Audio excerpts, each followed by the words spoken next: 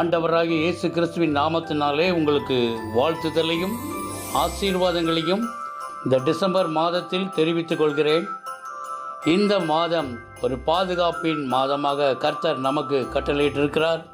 இந்த புதிய மாதத்திலே கர்த்தர் நமக்கு தரும் வாக்குத்தத்தமானது ஏசாயாவின் புஸ்தகம் 46 அதிகாரம் 4 இனிமேலும் நான் ஏந்துவேன், சுமப்பேன், தப்புவிப்பேன்.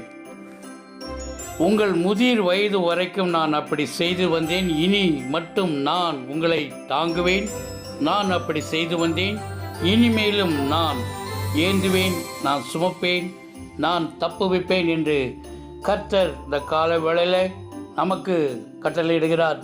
கடந்த நாட்கள் எல்லாம் நம்முடைய எதிராளியான பிசாசானவன் கெர்ச்சிக்கிற சிங்கம் போல நம்மை, நம் குடும்பத்தை, நம்முடைய வாழ்க்கையை விழுங்கலாமோ என்று வகை தேடி சுற்றித் திரிகிற வேளையிலே ஒரு சன்பலாத்தும் தொப்பியாவும் போல இந்த நாளிலே உண்மையில் எரிச்சல் கொண்டவர்கள் அதிகமாக பகிக்கிறார்களோ, ஒருவேளை ஒரு ஆமானை போல உனக்கு விரோதமாக சதி செய்கிறவர்கள் பெருகி இருக்கிறார்களோ, ஒருவேளை கோலியாத்தை போல உனக்கு எதிரடியாக வந்து நிற்கிறார்களோ, தேவனுடைய பிள்ளைகளை சோர்ந்து போகாதிருங்கள். சங்கீதம் 125:2 சொல்லுகிறது, பர்வதங்கள் எருசலேமை சுற்றி இருக்குமா போல இது முதல் என்றென்றைக்கும் தம்முடைய ஜனத்தை சுற்றிலும் இருக்கிறார் என்று சொன்ன தேவன் நம்மை பாதுகாக்கிறவராய் இருக்கிறார். தாயின் வயிற்றில் தோன்றினது முதல் உங்களை ஏந்தினேன், தாயின் கர்ப்பத்தில் உற்பத்தி ஆனது முதல் உங்களை தாங்கினேன் என்று சொன்ன தேவன் இந்த கால வேளையில் உன் முதிர் வயது வரைக்கும் நான் அப்படியே செய்வேன் என்று நமக்கு வாக்குத்தத்தம் செய்கிறவர். இனிமேலும் நான் ஏந்துவேன், உன்னை சுமப்பேன், உன்னை தப்புவிப்பேன் என்று கர்த்தர் நமக்கு இந்த கால வேளையில் அருமையான வாக்குத்தத்தங்களை நமக்கு கட்டளை இடுகிறார்.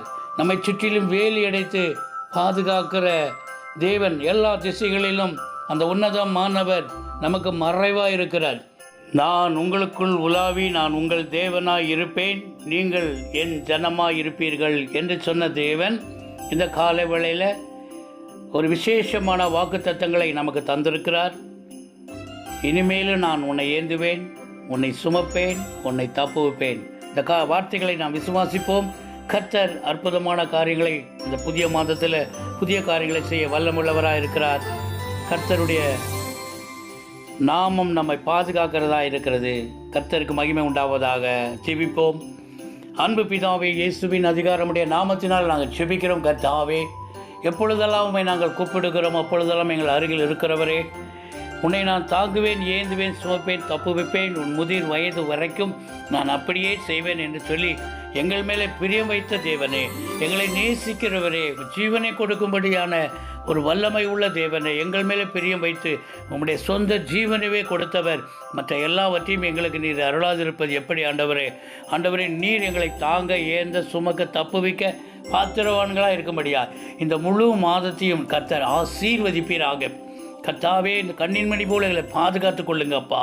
எங்களை பர்வதங்கள் எப்படி எருசலேமை சுற்றி இருக்குமா போல தேவனுடைய வல்லமையும் மகிமையும் கரமும் எங்களோடு இருந்து பாதுகாத்து கொள்ளட்டும் சுவாமி. இது ஒரு பாதுகாப்பின் மாதமாக இருக்கிறபடியினால் நமக்கு நாங்கள் நன்றிகளை செலுத்துகிறோம் சுவாமி. கோடான கோடி நன்றி. எங்கள் வேலையையும், எங்கள் வேலை செய்கிற இடங்களையும், எங்கள் குடும்பத்தையும், எங்கள் வருமானத்தையும், எங்களுக்கு உண்டான சகலத்தையும் எங்கள் தேவனாகிய கர்த்தர் பாதுகாத்து 1000 மடங்காய் விருத்தி உண்டாகட்டும் சுவாமி.